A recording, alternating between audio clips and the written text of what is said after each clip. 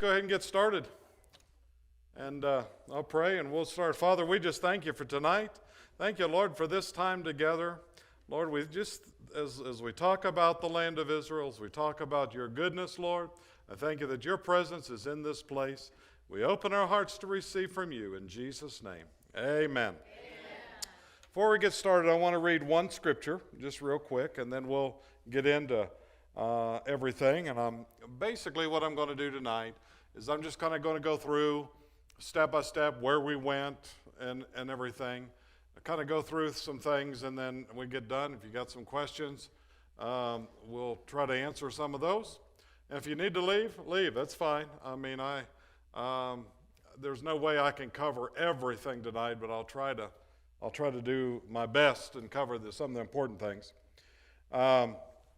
So Genesis chapter 12, we know in verse 1, he says, "Now the Lord said unto Abram, Get thee out of thy country, and from thy kindred, and from thy father's house, unto a land that I will show thee. And I will make of thee a great nation. And I will bless thee, and make thy name great, and thou shalt be a blessing. And I will bless them that bless thee, and I will curse him that curses thee. And in thee shall all the families of the earth be blessed." So we know that God has a covenant with the Jewish people, and we recognize that, and we recognize the blessing by being obviously involved with the Jewish people. Have you ever known of any land that's as small as what it is, that you can drive across it in 3 hours and north to south in 8 hours, that there's been so much controversy and so many problems over? It's obvious that they're doing something right, and the fight over the land and everything else is just amazing. But the resiliency of the Jewish people and of Israel to continue on is amazing, amazing, amazing. And I think this trip, more than any, I really saw just how resilient and how those people are, and it's just amazing. So we're kind of going to go through some things. So this picture, do I have a picture up there right now? Yeah. Okay, so this is a picture of us. This is my third trip to Israel, but what's really special about this trip is, well, I was picked to go on the last one too last year, but we went as a pastor's group and basically toured the land and went to all the places that's important. But this trip was different in the respect of we were handpicked to go on a mission. They wanted people that had been there before, so that it wasn't about going to some of the sightseeing sites and everything. They wanted to take people and bless people in Israel, and to be able to bring back and as witnesses to see what's been going on over there and what's going to be going on. So there was 7 of us. We were all pastors. I believe every one of us that had been to Israel 2 and 3 and 4 times. And then there was another group of 6 or 7. They called them influencers. These is people. One of the gals, she had over, I think, 1 million followers on TikTok. There was bloggers. There was, you name it, people that really would get the word out. People that's been on TV. People that have big podcasts and everything. And they wanted these people along so they could record and bring back and tell, as well as us, with our churches and also being involved as the state director of Christians United for Israel, just to kind of be a witness and to bring that back. One of the gals, one of the influencers, she works for Fox News, a sweet gal, and she knew even some of the people in Israel. They knew her, so that was pretty cool. So this is a picture here of some of us there in the lobby of the airport when we got into Tel Aviv, and getting ready to take off and go. We're kind of smiling there, but it had been a long night, So it's about 10 and a half hour trip going over, but it's 12 hour plus coming back. So, Sea of Galilee, this was just right at sunset. Sun was going down. They wanted to take us down on, there's something special about just going out on the boat on the Sea of Galilee, and especially at a time either the sun coming up or going down. And they just wanted us basically to collect our thoughts, spend some time worshiping God. They had, there was a boat that you went out on. This boat right here, well, that's a video, that's why I don't want to play. See if I can find a picture. So here's a good picture of the boat. We're on it. And they take tours out on here, but of course we had it all to ourselves. And if you notice, the Israeli flag's flying, but so is the American flag. And of course, they had praise and worship playing. Just the time you walk around the boat. Pastor Nancy's been there. She knows what it's like. You can settle on the side. You can walk along there. They just go out and kill the engine, and you're just floating out there. And of course, you're from that Sea of Galilee. You can see up on the Mount of Beatitudes. You can see so many places just from being out on there that probably close to 70% of Jesus' ministry that you'd hear him talking about was right in that area. All up on the mountain, just at the northern end of it, it's where they cast the demons into the pigs. And you can see the hill where they run down over and right into the sea. I mean, just, when you read, you sit there and read scriptures, and you see where Jesus went, and he went up on the mountain. You can see right where he went and where he went over to. It really comes to life right there. And so that's where we went the first evening, right after we got there. And let's see, there was something else I was going to show you. Here we're on the boat, and this was our guide, Ron. Just a neat. I mean, Randy, my boss, kind of referred to him as, when you're listening to him, it's like drinking from a fire hose. And because, man, he's got way more information than you can grasp a hold of. Some I'm going to go down because it's on here the second time. Let's see, is this? So I'll just say, so we spent the night in Tiberias, which is right on the Sea of Galilee. Matter of fact, you could look out. I'd sent some pictures. I don't think I have it right here with me, but I took some pictures out my window. Matter of fact, that one that I've got that I showed you, yeah, this picture is actually out of my hotel window. So that's what I woke up to in the mornings. Well, really, I woke up to roosters crowing. He sounded like he was in my room.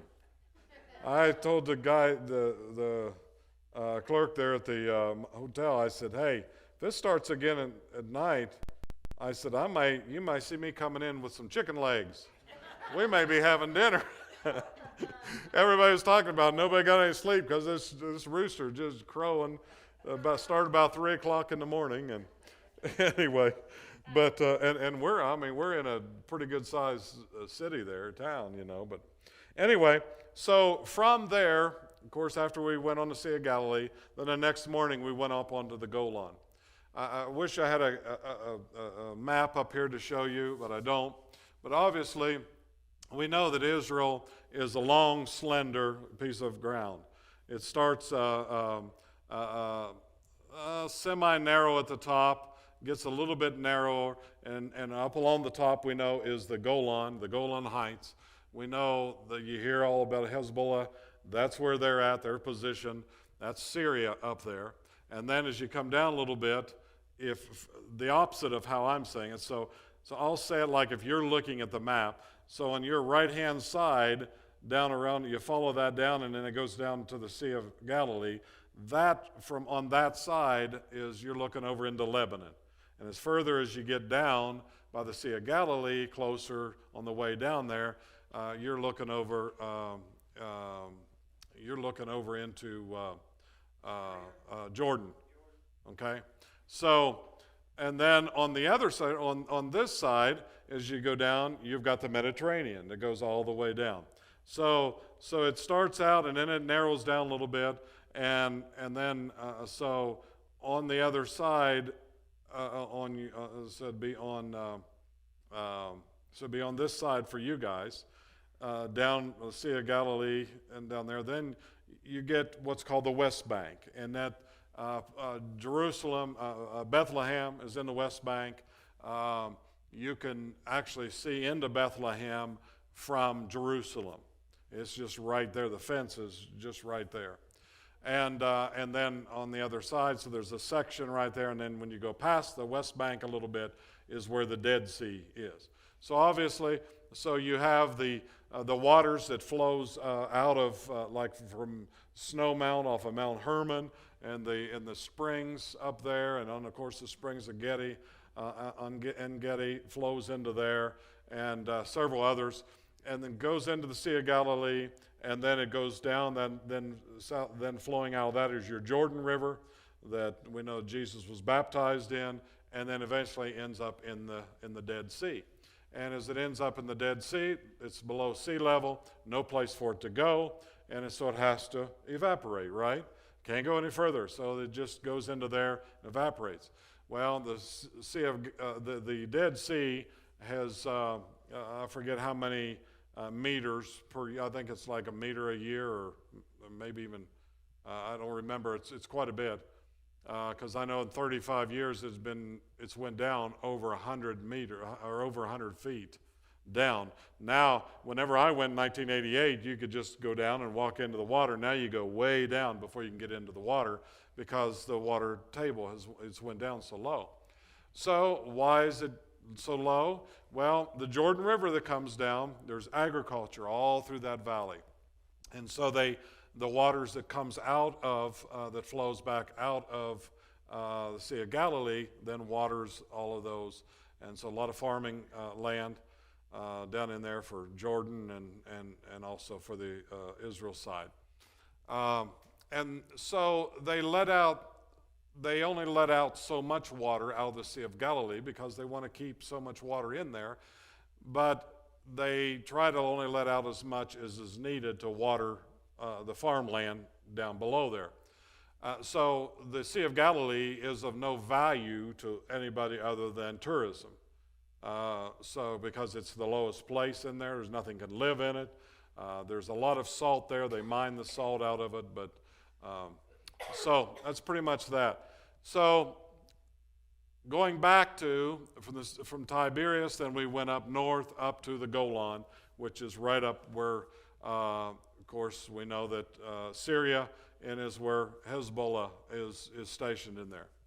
Now, you've heard a lot lately on the news about Hamas and Hezbollah and other factions over the years. They've just taken on different names, but really, in a nutshell, they're all financed, and all the head of them, of course, obviously, is Iran. And so we'll talk a little more about that as we go along, Iran's part in this. And at the end, I'm going to tell you some things. I may I might jump off of line to do it, because there's some things I don't want put out. So we went up on the Golan, up on the northern border, and up on the Golan there's some military people that live up there, and they keep an eye on things, and they have jeeps. They go out and they go up on, looking right over towards Mount Hermon, and they watch the northern border from up there. These are some of the men. This young man right here that I'm standing with, I rode with him last year in his Jeep, and he was there again, and he recognized me, and I recognized him, and I jumped in with him again. And these guys are retired, if you want to call it retired military. They're served in the military, but they can go back in at any time. The only people over there that can have weapons is those that served in the military, those who are currently in the military, or those that have served in the military, and then afterwards they have to apply for it and receive a permit if they're deemed that they can mentally stable and everything and can have a weapon. And so these guys are all up there. They're up there protecting and keeping an eye out on the northern. They're constantly looking through binoculars, spotting scopes, and cameras and all kinds of other intelligence that they have up there, and they're reporting from up there. So, so here we're all gathered around, and we basically took Jeep tours up here. And now this picture right here, if you look, I don't know if you can see, but over here to the right side of the picture, I don't know if you can see that white, it's like tents, kind of. That's coverings over top of trees. And there is so much agriculture up here. You talk about, almond trees, all kinds of fruit trees, apple trees, just on and on, all the different produce and stuff that they grow. And right back behind Ian, this guy's name is Ian, right back behind him on the horizon, you can't see it, I know you can't see it, I can barely see it on mine, but that's Syria right there. So we are right there at the border, okay?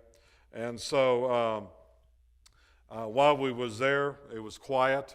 Of course, on our trip, we have an app on our phone that's called Red Alert, and every time there's any activity in the land of Israel, the red alert's going off.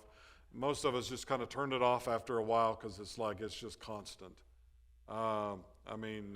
It's nothing. Every time a rocket's launched, every time there's a drone that crosses the border, anything like that, it's notified. But they use that, and it kind of gives us a heads up. But we could tell real quick looking at it, kind of where you learn where everything's at, the geography in Israel is, and so you know whether it's it's any kind of a issue or not. But you can't stay glued to it because it's just constantly. But this is the stuff that they live under. But I want to go down a little bit.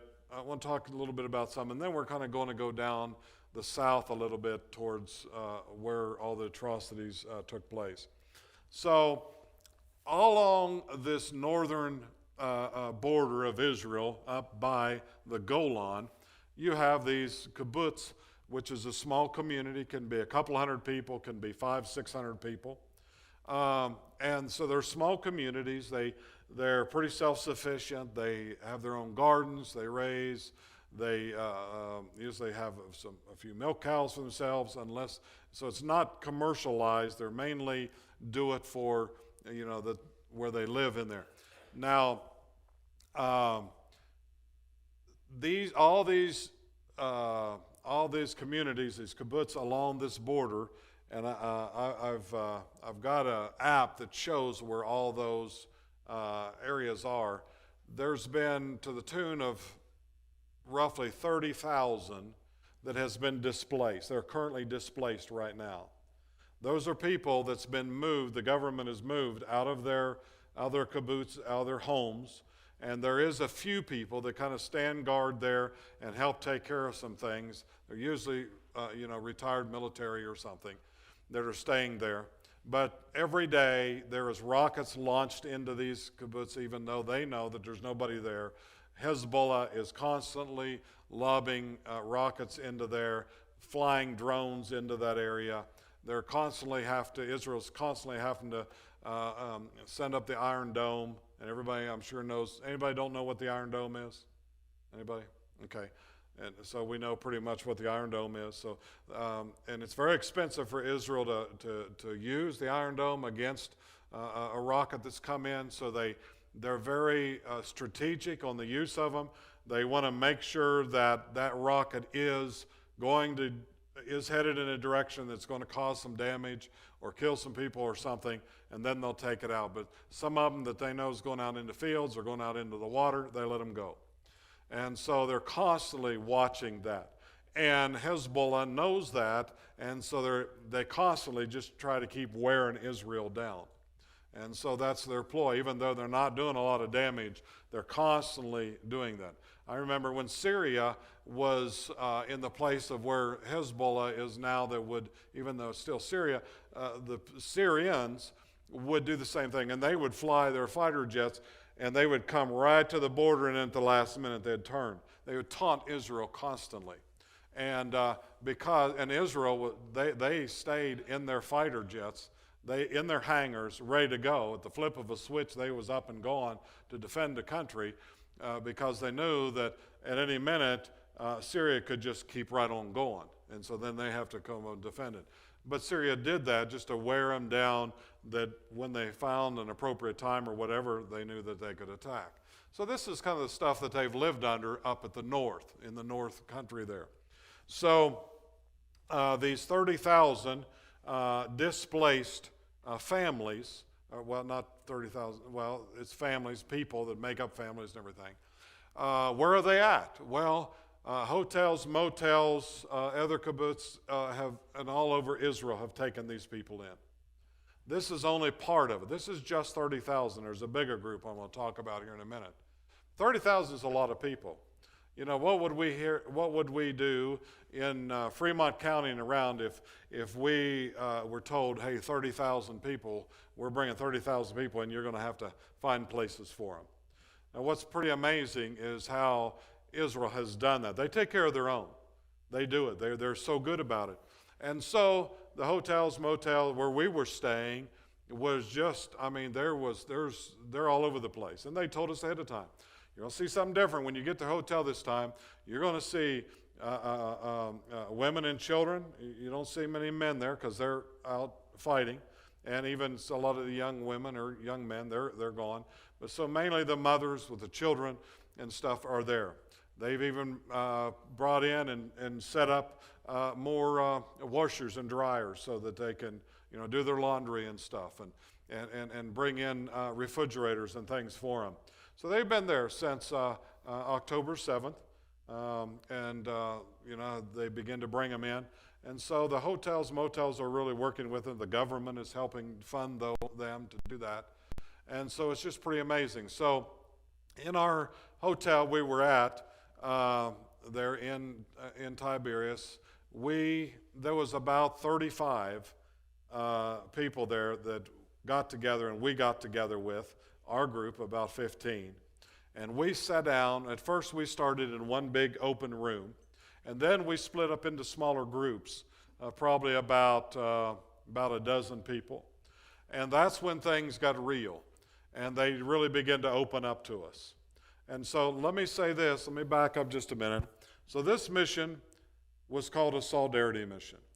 Solidarity with, why we were handpicked to be able to go over, and it wasn't about what we can get for ourselves. We was going to go over to let the people know of Israel that we represented Christians United for Israel and America, that, hey, we're standing with you. We literally would have people, when we would be on the sidewalks, cars stop in the middle of traffic, come screeching to a halt, fly the door open, run up and shake our hands and tell us thank you. Because there's no tourism going on right now. There's no people there. They feel forgotten. And this is huge. When they found out, and all over Israel, they found out that here's these groups of people coming in to support and to stand behind you. I'm telling you, we was in that room meeting with those individuals, and I'm telling you, as we begin to talk and they begin to talk, the tears flowed, and it was real. It was special. They bared their hearts. They could not stop telling us thank you enough for being there. We were so honored and so humbled in the midst of all this. It was absolutely incredible. It was something I had never experienced to that extent like that.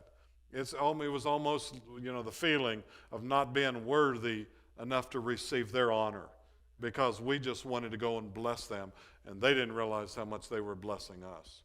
And so we spent about 3 hours with them that night, just letting them talk and us talking to them. We had some interpreters. Some of them speak some English, some broken English, some speak really good English. And what's amazing is some of the ones that speak the best English are some of the older. You'd think some of the younger would be trained more, and but really it was a lot of the older that really spoke better English.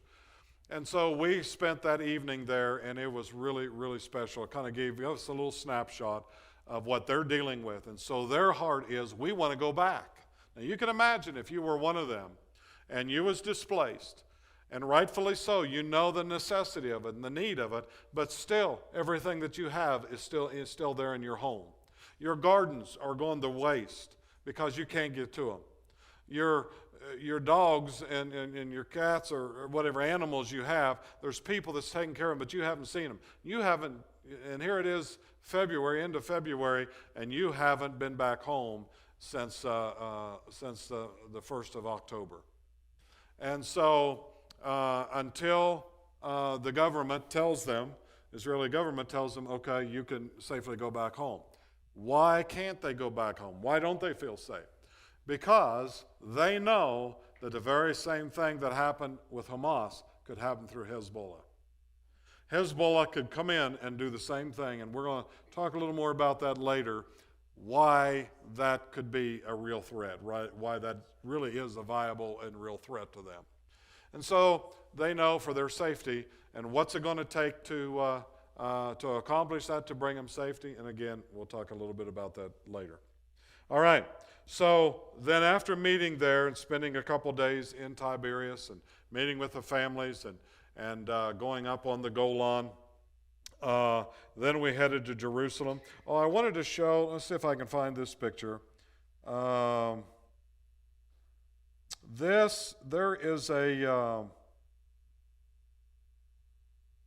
so this is out of my hotel room as well. This is looking the other way a little bit. So that's the Sea of Galilee, and you can see to the right. Matter of fact, I'm going to do this. You see this white, in the far ground, there's like some, it kind of looks like palm trees with lights on the top of them. That, in 1988, I stayed in that hotel right there at that place, and I could see it from this hotel. So it brought back a lot of memories.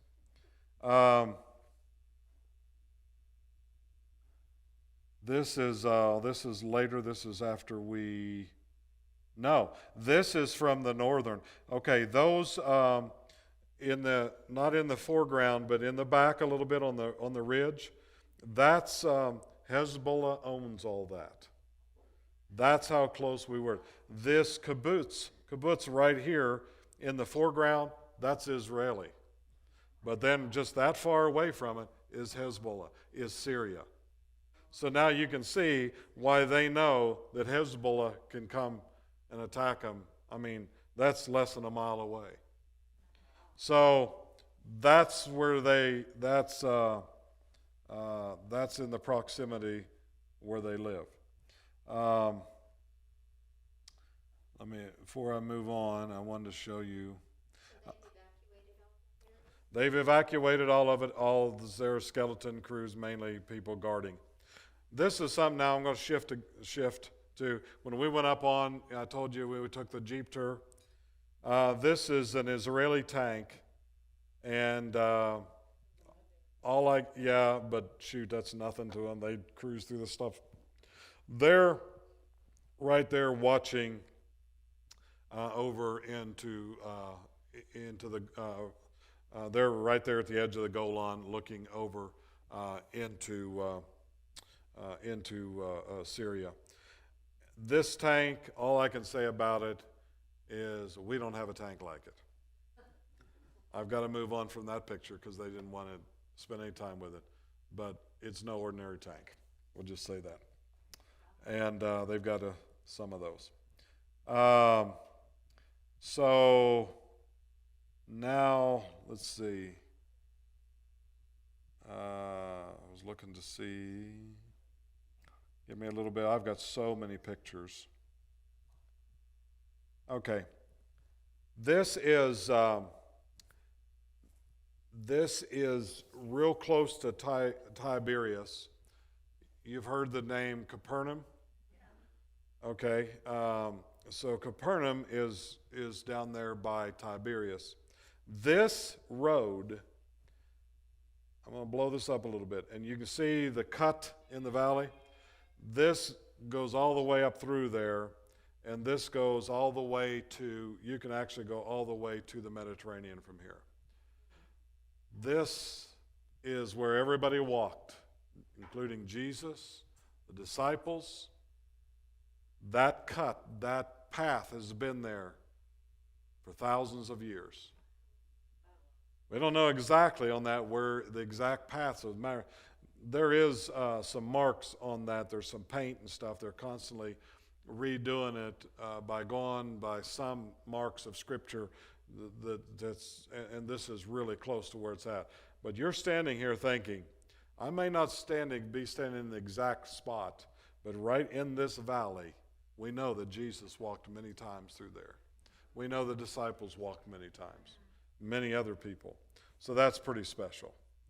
So that's just, and it's from where this path is at, it's less than a mile to the Sea of Galilee from there.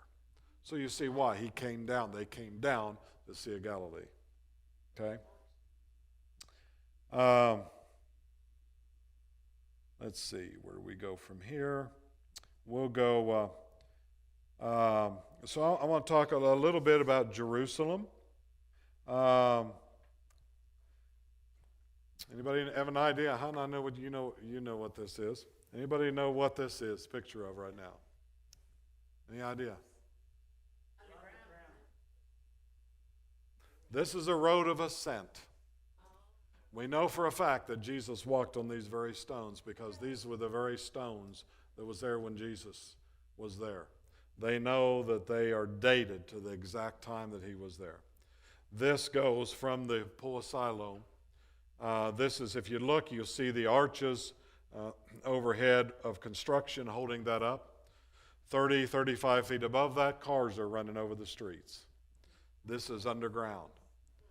And obviously, the way things work in the Holy Land, in Israel, is as something is there and it's demolished or torn down, then it's built on top of, it's on top of. So obviously, the deeper you go, the more closer to the date that you get of when Jesus was upon the earth. And they know, they can tell exactly when, but they know for a fact these stones have not been placed there. They've been uncovered just exactly like this. And they were found accidentally. They were digging a sewer, and you can't see it in this picture, but another picture, you can see it over to the right a little bit. They were digging a sewer, and they hit rock, this hard rock. And it's like, there shouldn't be this kind of rock right here. And so when they hit something like that, they know they have to get archaeologists in, they have to bring people in, because everywhere you dig, there's something. And so they have to have them on standby. So they come, and they started digging down a little bit, and they started finding one of these rocks, and then they brought the archaeologists in. And next thing you know, they started uncovering it. And you wouldn't believe how much has been uncovered since you were there. You can walk all the way down through there now. And that wasn't like that when we were there last year. They would have more done, except they're at war. So that's where everybody's at. That takes more precedence over digging, right? Keeping your people safe. So this is underground, and it's pretty awesome. If you go with us next year over to Israel, you'll go down in there. It's not open to the public, but through CUFI we have access to this. Anybody have any idea what that might be? Altar. Kind of, sort of, but not really. This is off of the road of ascent, just off to the side. So if anybody was walking through there and wanted to make a statement, wanted to say something, they would go and stand up on that pedestal as the people come by. You suppose maybe Jesus stood there? Those rocks have not moved since his time. There's a few places in Israel that you can know for a fact I know for a fact that Jesus stood on this rock or that rock. But there's a lot of things that you don't know. You know the area, and they'll tell you that roughly, but there's some things that you know without a doubt. And this is one of them. I don't know who this guy is, but this is a part of Jerusalem in the background. If you'll notice, all the colors there are the same. That color is called Jerusalem stone. If you build a building, a house, or anything, it has to be that color, and it has to be that rock type. So, yep, yeah, and so, oh, this is going to be hard to get through all this. We haven't even got to the good stuff yet. And that's just kind of almost a metaphor of what you see when you're over there, because that's the way it is. It continues on. You never get to see all of it. It's just amazing. But so what happens is there's maybe a building, a temple, a synagogue or something there. We know that the Romans caused a lot of destruction in the land during their time. And so they would tear these down. They would destroy these down.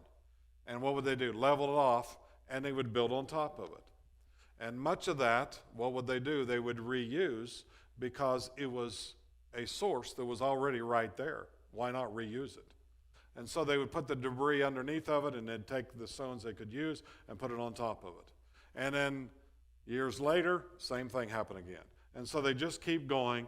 And then, so the original at the time of Jesus was down here, and they've destroyed and built, destroyed and built, destroyed and built, destroyed and built. And so that's why I said the further you go, the deeper you go, the further back in history that you go. And so a lot of hills that you look on, you'll see there's a lot of hills over there. And you'll look on a hill, and, a normal hill will kind of have usually a certain particular shape on it. But most of the hills you look at them, they'll kind of have a strange shape on it. They call those tells. And the reason they call them tells is because they tell about something that happened there. So what you do, if you start digging in from the top, you're not going to get very deep before you start really getting down. You got to go way deep through a lot of rubbish and everything, rubble, to get to where Jesus' time frame. So what do? You go in from the side. So that's what they do. They dig into these tells, into these hills from the side, and then they begin to remove it. They'll go in to find out what was in there. They dig and hold it up, and then if it's something, they find out what they want to keep. Everything else, and they begin to excavate it. So it's kind of interesting how they get in and do that. This is a synagogue that we went to in Jerusalem, and we're so welcomed there in this synagogue. I'm telling you, those people, this is one of the rabbis there, and these people welcomed us with open arms. They fed us. Everywhere we went, they wanted to feed us. I gained 6 pounds that I've been working on taking back off again. And I haven't even tried. But boy, I tell you, when all's around you is cheeses and of course vegetables too, but pastries, and anyway, it's tough. And then 6 meals a day, what are you going to do? Anyway, so okay, I'll deal with that when I get back home. So anyway, but this synagogue, the Jewish people there, they are just welcomed with open arms, and it was pretty special. This is in one section of the synagogue there.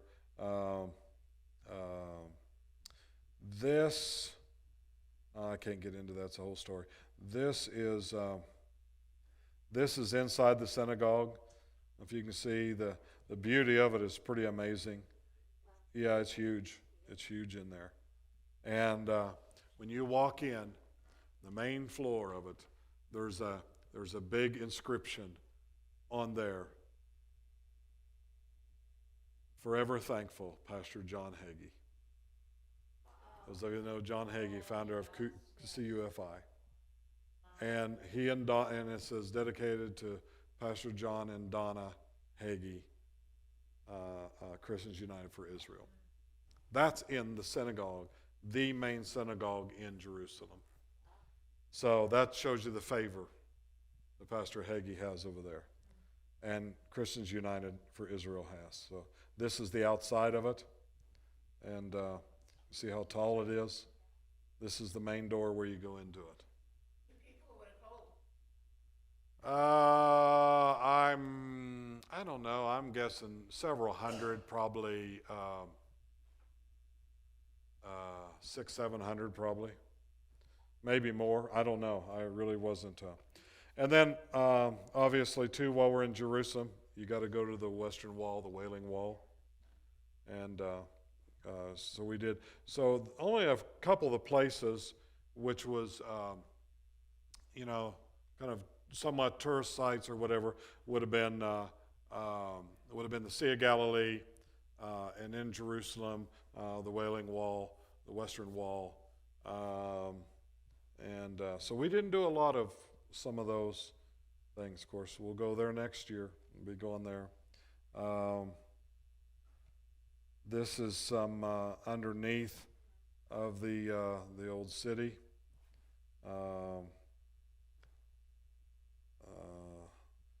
Always digging going on underneath. This is underneath of the Wailing Wall. This is underneath of where the temple used to be. Let's see. I'm kind of moving through some of this stuff. I'm passing so much because. Oh gosh, yeah. Well, you don't really see them much because they work. Well, I take that back. I mean, you do see them. So here's, and this is Sean, Pastor Sean. So Pastor Nancy went with this guy's wife when they went on the ladies' trip. And so I met the husband at this time. So all the papers are basically, if you have a prayer request or something, that's your prayers. It's all the walls. These are some of the people from our group that was there. So these are the influencers that I'm looking at right here. I've got, is it moving when I do that? Okay, good. Okay, so these are all the pastors, our group, 1, 2, 3, 4, 5. There's one missing, 6 of us. And then these are the influencers, what they called there. So,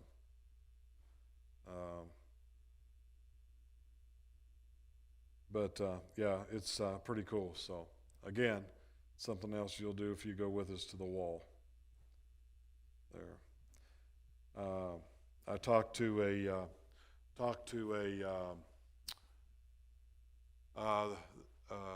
young man that's over in Jackson that works real close with Rabbi Zalman over there, his right-hand man.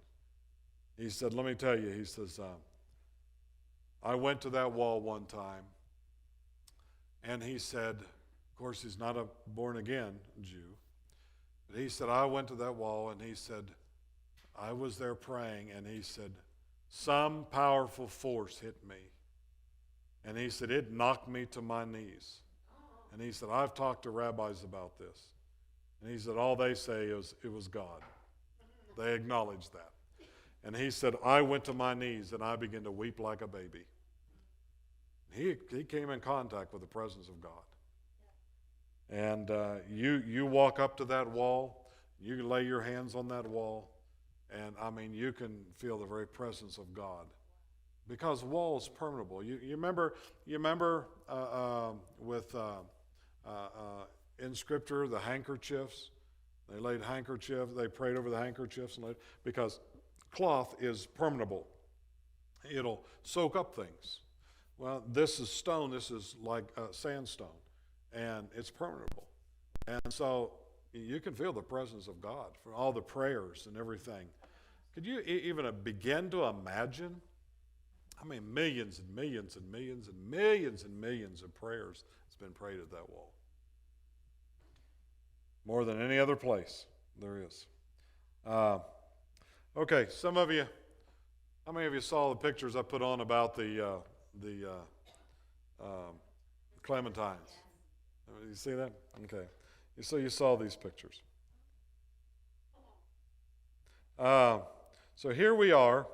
So we left from there, and so now we went out towards the Mediterranean, and we're headed south. And so this is right on the Gaza border now. We're down on the southern part of Israel, over close to the Mediterranean. And the Gaza Strip, the reason I call it a strip, you've seen it on a map, it starts off, it's pretty narrow at the top, and then it gets a little bit wider as it goes down, and then it borders down at Egypt. Well, so on October the 7th, the wall was breached in 3 places. The wall, when I talk about the wall, they've got this big concrete wall around Gaza. This wall, I don't know how thick it is, but it's pretty thick. They've even tried to dig tunnels underneath of it. Hamas did. Israel filled them full of concrete. And they have sensors on the wall so they know when they're digging. So what happened on October 7th is they blasted 3 major holes in the wall. And in a matter of just minutes, over 3,000 people came from Gaza. Militant people came from Gaza into Israel. One of the places, and I might get to one of the kibbutzes there, 3 paragliders came in and landed. And I think one of them had two of them had 2 people, and one had one person on. They saw them coming in. Why were there so many deaths? Why was there so much going on? Because the kibbutz over there, they're very careful about their guns. So in their kibbutz there, they have an armory. So all the guns are locked up in that armory. So if there's something happens that they need it quick, they've got to head to the armory, unlock the guns, and get them out to go. Well, guess what? Hamas knew where all the armories were. They were waiting for them. It came in a surprise attack when the Israelis found out about it and started heading for the armories. The terrorists were already into place and just started murdering people. And then from there they went into the towns. Well, most of the houses there have safe rooms in them, concrete bunkers basically on the inside. The walls are not anything. I mean, the door's not anything really special because they have to come in and out them. And they're not bunkers to keep out terrorists. They're bunkers to keep out missiles and missile attacks and things from overhead. So some of the the doors could be breached really easy. They could firepower or whatever, whether it's a metal steel door or whatever, shoot through it. And so many of them were like that. They came into the rooms. The people that went out to try to get the guns, they were all slaughtered. So hundreds of them, thousands of them, hundreds, or rephrase that, hundreds of them. So what took place? Well, in the safe rooms, when they were in the safe rooms, they would capture some of the young boys or the kids, the children, and they would threaten them with their life to go to the safe room door and ask their family to open the doors. Hamas would be holding a gun to their head, and basically when they opened the door, they would just slaughter everybody inside. So they used them, to pull the people out. I'm not going to get into some of the atrocities, but I tell you what, I've seen what you would see in a terrible war zone, But it wasn't that people were killed, they were massacred. And some of them in the rawest, most terrible way that you can imagine. And when you see this, and then you hear here in America that they paint Israel as the aggressor, what would you do when they came after your family and did some of the things that's unspeakable and in such masses and murdered them? We went down to the Nova Festival, which is not just too awful far from here, the site of the Nova Festival, all the young people there. They herded over 400 of them into a field and just mowed them down. And and then they hauled a lot of them off, the young girls, and raped them, molested them, just done terrible things to them. And the reason being is these kibbutzes are most of them are less than a mile away from the Gaza Strip, from the Gaza fence. So now they've breached that wall, they have free access. So not only now do they have the militant people, the terrorists, they're coming over, terrorizing, murdering. Now many of the people are coming over and pilfering through everything, stealing everything they can. And so this place where we went and picked clementines is less than a mile away from the fence. On the other side of that fence, it's only about a quarter of a mile until Gaza City and Rafah that you see there. So we're close to Gaza City right here. There's still, at the time, there's still some fighting going on down there in the southern part of Gaza City. There's still, every once in a while, finding pockets of stuff. And so we was picking these clementines. So this is our group here. And then when we was in here picking these clementines, all the way up through here, you could hear jets flying overhead. You could, even inside these orchards, you can feel the concussion about a half a mile away from the cannons lobbing into Gaza from the Israelis, the artillery. Many times when I was there working, I'd be picking, and these, let's see if I got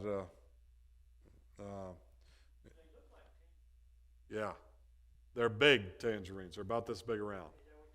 And they peel so easy. And they're seedless. And have I said how juicy they are? And they were cold, coming right off the tree because it was pretty chilly there that morning. One for me, one for you. No, I didn't eat that. But they say, help yourself. I wouldn't ask one of the guys. I said, do you mind if I try one of these? Oh, no, help yourself. So, and we had bags. We had big bags, and they would hold, I don't know, what did we figure?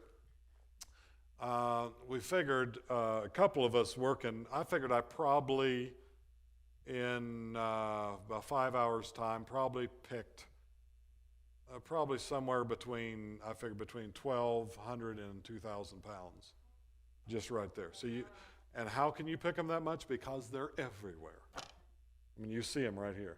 I mean, and so there's a certain way you do it. They have like, they're special cutters. They're kind of like side cutters, but they're curved. And you have to cut them just a teeny bit above the flesh of the clementine. You cut them too high, you throw them all in there, that stem will puncture other ones. So it'll ruin some. So you can't, but you cut them too low in the flesh, and then they'll start rotting. So you got to get them just right. So you learn, and then you can get pretty quick at it.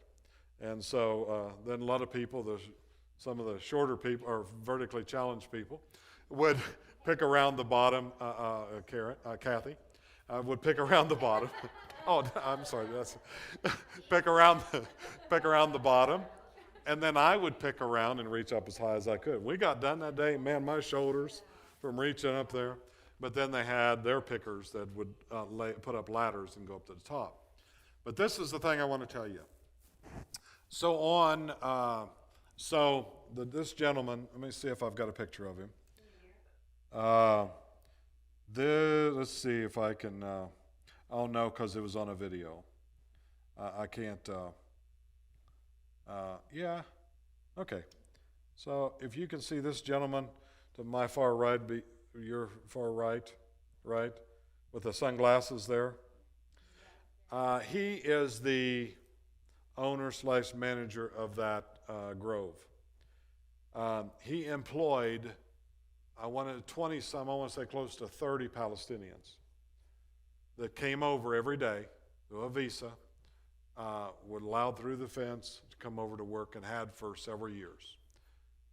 This man considered them his friends.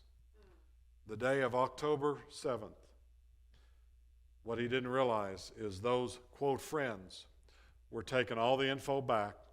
They knew in this kibbutz where the armory was through their intelligence.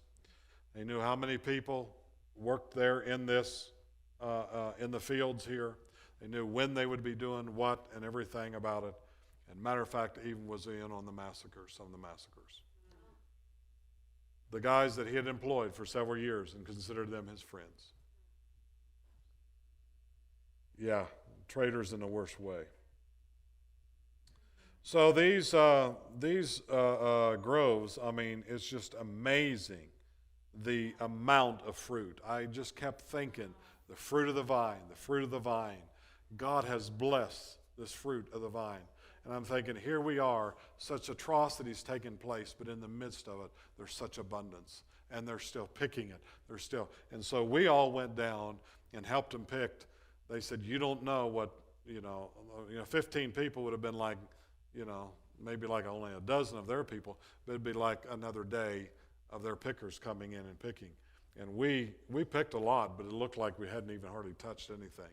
But because of it, then he was able to go and, of course, sell these, and, that's his money he makes. So, yeah, it is. It's very long. Yeah, a temperature over there when we was there, of course, before it had been a little chilly and rainy. While we was there, the whole week was sunny. One day it rained just a little bit, but the most of the time it was sunny and about close to 70 degrees. We have a little light jacket on in the morning, and then after that, it was just beautiful, beautiful weather while we was there. So it was a great time to go. So anyway, so around that area, and then we went down to different kibbutzes there. Hun, I don't know if this is a video. Hang on, let me see if I can get to where you can see his face. I don't know. These are all videos I took.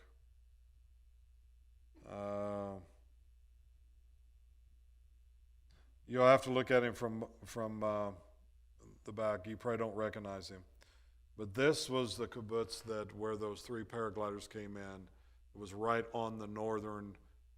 You went right down to the wall. The kibbutz was less than a quarter mile away from the wall. This is where they came in. Matter of fact, right where he's standing is where one of the paragliders landed, right there. And it's there's one around the corner from it that way and around the corner, and they all converge together there. Okay, so when they infiltrated these, when they come into all these different kibbutzes, basically slaughtered so much. You say, well, where was the military? The military was trying to get there, but you can imagine. And when they have this surprise attack, when these terrorists blow a hole in the wall and they're within a mile, and they've got these jeeps that are set up with machine guns and everything else, they come blasting through the wall. With just a couple of minutes, they're in these villages, in these kibbutzes. These people have no time to get their guns. They have no time to go out there. The most that they can do is they're getting text from other kibbutzes and get in your safe houses, and they're heading for their safe houses. Some of them was able to stay in their safe houses and be safe, but the majority of them weren't. And so there was a lot, just extreme amount of murders and things that was taking place. And like I said, with the babies and with the pregnant women, you can just imagine the stories, and it's just sick, just sick. These people were not people; they were animals, and they and then now Israel, of course, gets the bad rap that they're the ones that's aggressors. So, and you know this, and we have to keep reminding ourselves, and we see it. We've seen it for years and years and years, but it's really right now the propaganda that's being used, the things that's being put out, the numbers that they're saying, well, Israel killed this many numbers. There's no validity to that whatsoever. I can guarantee you this, that Israel will do everything in their power to protect innocent civilians. But when you're dealing with someone that has their headquarters is the hospital, and using that the human shields on the upper floors to protect all of their munitions, all their factories, basically, that they're making all their explosives and weapons and everything, and then underneath that, even further, is all the offices of hundreds and hundreds of miles of tunnels. That's like a city within a city is unbelievable. So, did Israel know that all of these existed?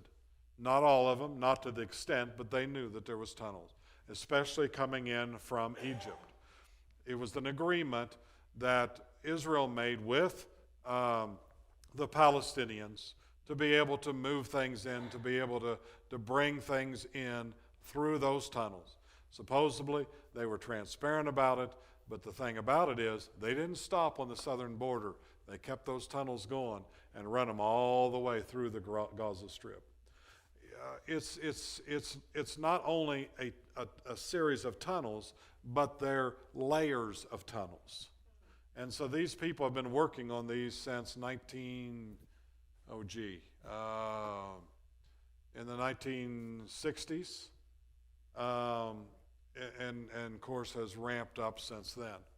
And so now then the Palestinians being trained to be terrorists, and why? Because of the funding that's being poured into them through Iran.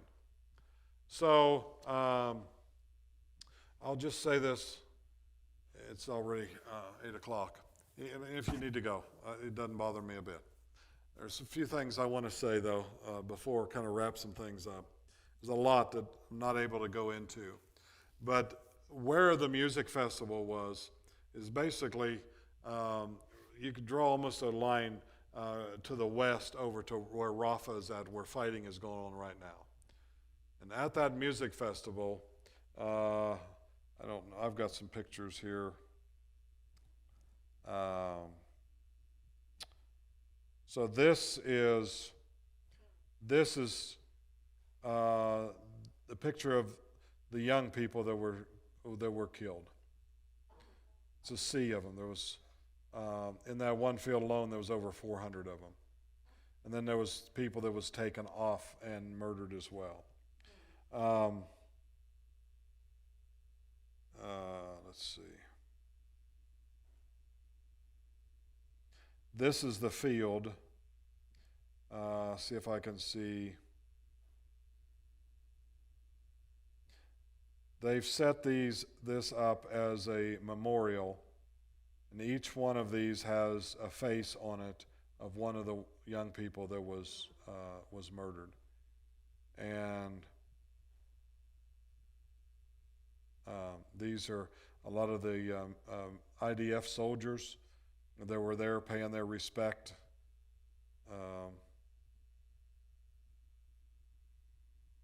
And then so while we were standing there, again, less than a half a mile away, there's artillery going. There's a rat-a-tat of machine guns. There's the cannons being fired. And I mean, I'm literally, at one point I looked down and my legs of my jeans are moving at every shot because of the concussion. I mean, we were right there. We could see where the cannon fire was going and heading over in. Now, probably within about another mile, probably at the most of there, is this village, another kibbutz. You can really see the effects. The different thing about this village is this gentleman, and again, some of these are, okay, there's a picture of him. This is the one that, this is a gentleman that they call Rambo. He don't like it. He's a very humble man. But this man and his six-man security team, defended over 100 terrorists in this town. I hate to say it, the word only, but they say it like this: we only lost 5 because the numbers was so much higher than the others. What was the difference? He said, we are going to have our guns in our homes. We'll lock them up. They'll be in the individual safes, but we'll have them in our homes. Because that they was able to get to their weapons and defend off. You can see, I mean, look at the bullet holes and stuff. This was someone's home. You can just see there's a car, or it used to be a car, right there in the front. There's people that hid in these, and even though this a big part of this community was was shot up and destroyed, there's a car. They was able to finally, these guys, and this is what's really interesting, is they went out, they held them off through the day, and at night they went out, and there's trees everywhere around. And so all 7 of them went out into the trees. They knew their kibbutz. They knew where to go. They knew, they set up a tactical plan. And they began to attack these from the outside then once they got out, their safe rooms, and because the fighting went on. I think here they started about 8 something by the time that it got into this, after they had already been, no, it was later than that because it was after the music festival. They brought them down there. So they went out after it started getting dark, and the 7 of them held off over 100 Hamas terrorists, and they know they killed over 50 of them, and they said they knew there was way more that probably ended up dying because they saw the blood trails and the people Hamas taking their wounded away back towards Gaza, which is, again, it's less than a mile away, probably about a half a mile at that point. But they was able then to capture, I forget how many of them there were, I don't know, 10, 15 of them, something like that, and run them into this one house. And about that time, the military, the IDF, had come into town with a tank, and they run them into this place, and they blew that building up. So he was able to take out 12 or 15 of them. Israel was, there was at this kibbutz. So this all happened, within a few hours. And of course, the whole time, the IDF is trying to get to these different kibbutzes, trying to get to these people. But all on the way, there's fierce fighting. I mean, you can just imagine what over 1,000 people out there fighting, and they didn't know what they was up against. And of course, Hamas has got these Jeeps that are, some of them they've got armor clad on them, they said, and most of all of them have machine guns and different things that they're dealing with. Besides all the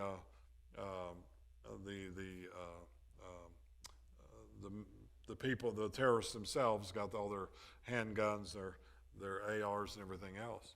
So what did we do? What, in the midst of all this, what was the purpose?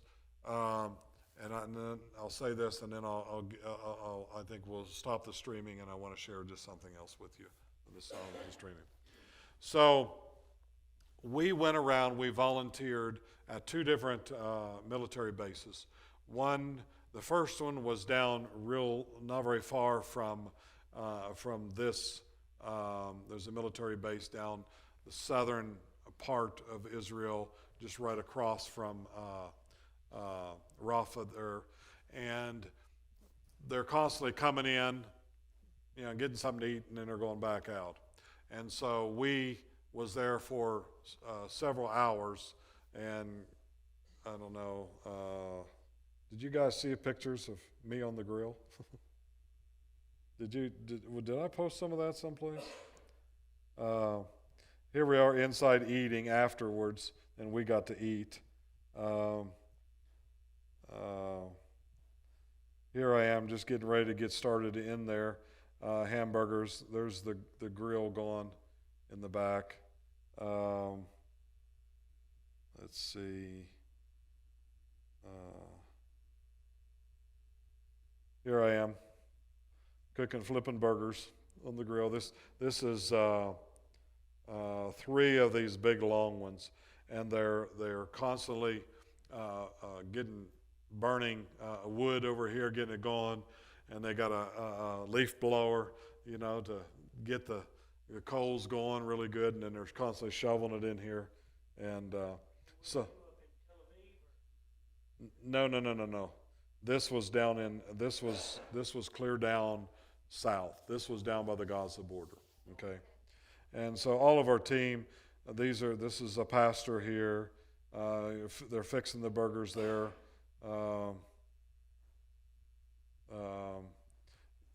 Feeding them, and then they had T-shirts and stuff that they're giving away. So we volunteered down there just to help them, and just letting the soldiers know, being able to talk to them, and just really telling them how much we appreciate everything that they did. And of course, they was just doubly appreciating us. And it was just really special to be with all the young men and young women. And I mean, they're 17, 18 years old. And I mean, they some of them are they're kids. And but they're serving there. They're serving their country, and they're proud that they wouldn't have it any other way. And then, so that's one place we served. Then we picked at the Clementine place, and then we up just south of Tel Aviv. There's an Air Force Special Forces Air Force base, and that was pretty cool. Again, I was in the cook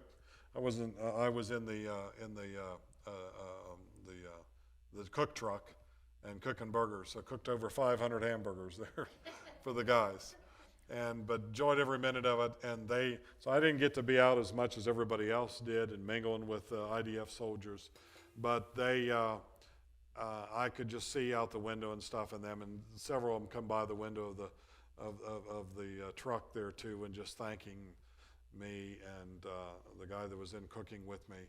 And it was just an honor to do that and to step into their realm for a day, for a part of a day, and just see that regardless of what's happened to them, I don't think you'll find one single person in Israel, an Israeli there, that has not been impacted in a great way, whether it's been a family member, a close family member, a more distant family member, or a friend.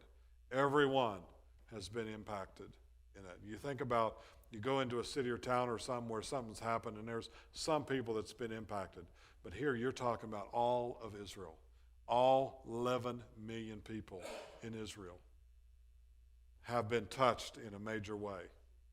So remember that 30,000 I told you on the northern border? Now try another 70,000 from the south that Israel's having to take care of and put up, that are displaced, that know they can't go back.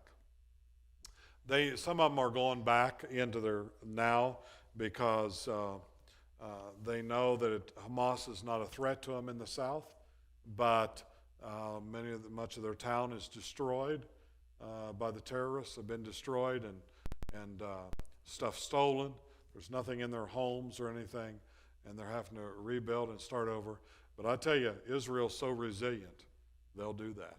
So at this point, I want to go ahead and cut the video feed, if you would. And thank you guys for joining us. Those of you that's online watching, we appreciate it. And be praying for Israel. Be praying for the people over there. They cherish our prayers, and we just send love to them. So, amen. Thank you for joining us.